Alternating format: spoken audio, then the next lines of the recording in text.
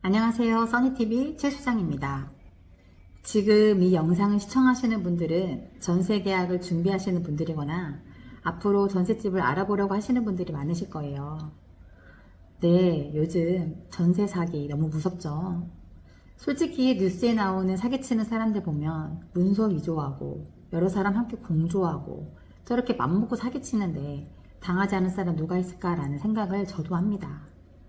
정말 그런 사람들 법이 강화되어서 강력하게 처벌되었으면 좋겠어요. 하지만 전세 사기 무섭다고 저희가 전세 계약 안 할 수 없잖아요. 그래서 오늘 영상 준비했습니다. 저는 지금까지 다행인 게 솔직히 전세 사고는 한 번도 난 적은 없어요. 아마도 저 또한 사고를 미리 예방해서 계약을 진행했기 때문인 것 같아요. 지금 전세 계약을 준비 중이신 분들, 그리고 전세집을 구하려고 하시는 분들, 오늘 영상 끝까지 보시면 전세 사고 미리 예방하실 수 있으실 겁니다. 첫 번째는 소유주 즉 임대인 본인하고 계약하세요. 계약서 작성하러 나오신 분이 소유주 본인이 맞는지 꼭 확인하시기 바랍니다. 이런 경우 있어요.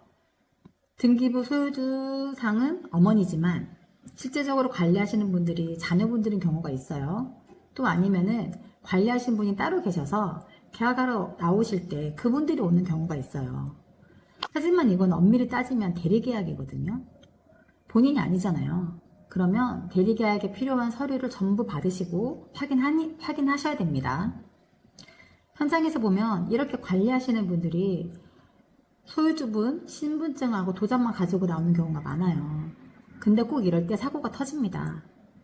본인이 아니고 대리로 계약서를 작성하게 되면 그에 따른 서류를 꼭 받으셔야 되세요.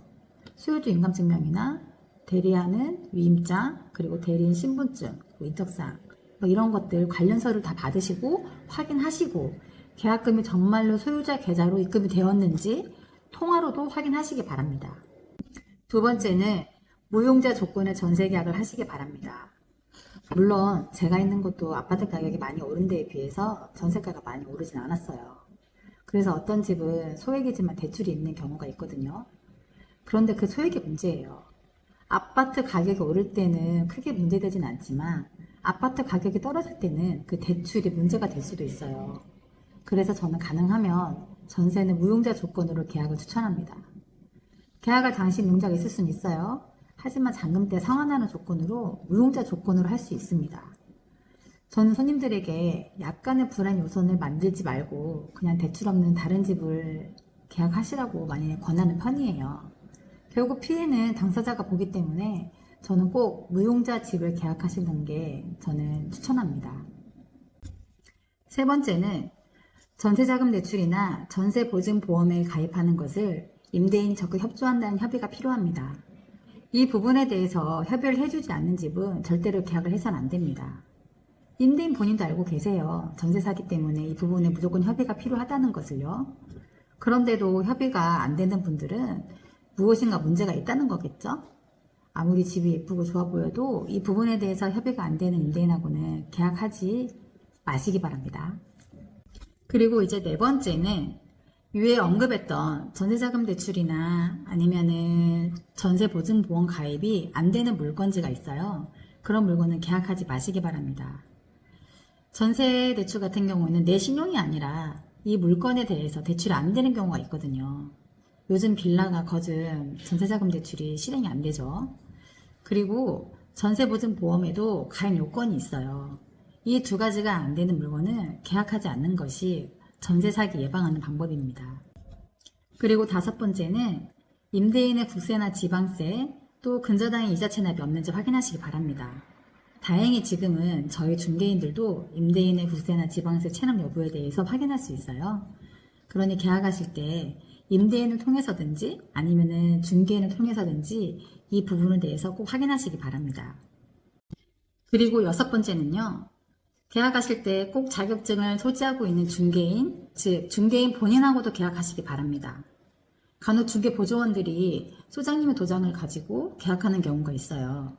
이런 경우는 본인이 책임질 수 있는 일이 없기 때문에 제대로 확인 절차를 다 무시하고 계약하는 경우가 있거든요. 또는 이런 중개보조원이 소장님 모르게 속이려고 하는 계약을 작성하는 경우도 있어요. 그렇기 때문에 계약하시러 가셨을 때는 꼭 중개사가 본인이 맞는지 꼭 확인하시고, 그리고 그 부동산 안에 그 중개인의 자격증이나 개소 등록증이 어딘가에 걸려 있을 거예요. 그러니 그 서류를 꼭 확인하시고 그 다음에 계약을 진행하시기 바랍니다. 자, 여러분 어떠세요? 우리가 마음 먹고 사기치려고 덤비는 사람을 100% 피할 수는 없지만 오늘 내용을 통해서 어느 정도 예방은 할 수 있으니 꼭 참고하시고 계약하실 때 체크하시기 바랍니다. 저는 이 중개업을 하기 전에는 딱히 가치관이라는 게 없었어요.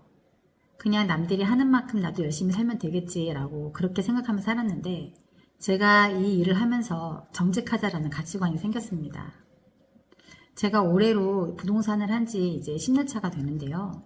그동안 참 많은 사람들을 만났고 많은 일들을 경험하면서 정말 정직하지 않은 사람이 너무나 많은 거예요.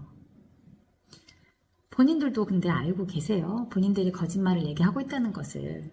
그런데 자기 상황이 이러하니 이건 괜찮다라고 그렇게 자기 자신한테 관대한 사람이 너무나 많고 또 이게 위험한 걸 알면서도 그렇게 계약을 진행하시는 분들을 제가 너무나 많이 봤습니다. 그래서 저는 나는 저렇게 하지 말자. 나는 정말 솔직하게 일을 하자. 그렇게 정직하게 일하자는 가치관이 생겼습니다. 그래서 부동산을 하고 있지만 크게 많은 돈을 벌지는 못했어요. 하지만 저는 제 자신한테 부끄럽진 않습니다. 여러분은 어떤 가치관을 가지고 살고 계시나요? 오늘 영상 끝까지 봐주셔서 너무 감사드리고요. 오늘 내용이 여러분에게 꼭 도움이 되셨으면 좋겠습니다. 오늘 영상 좋았다면 좋아요, 구독하기 부탁드립니다. 그리고 저에게 오늘 내용에 대해서 궁금하신 거나 질문이 있으신 분들은 저희 고정 댓글에 글 남겨주시면 제가 답변 다 드리겠습니다. 오늘도 좋은 하루 보내세요.